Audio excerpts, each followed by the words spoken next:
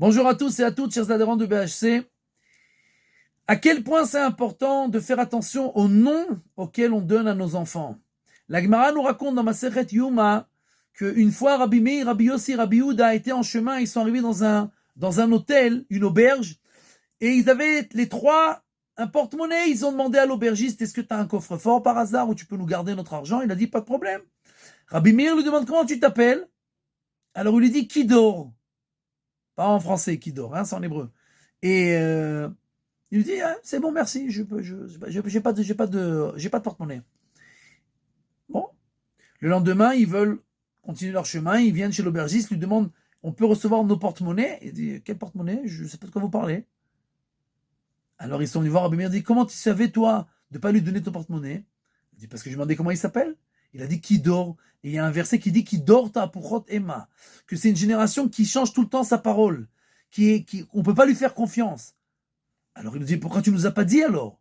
Il a dit, parce que le nom, c'est vrai qu'il influence, mais il fixe pas les choses. C'est-à-dire que quelqu'un a la possibilité de, avec son libre arbitre, de choisir qu'il va utiliser les forces qu'il a reçues, même si elles sont moins dans un bon penchant, et il va utiliser ses forces pour le bien.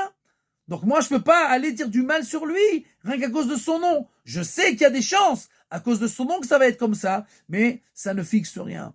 Donc c'est pour ça que je vous ai rien dit. Au final, Rabbi Meir a réussi à leur ramener leur porte-monnaie.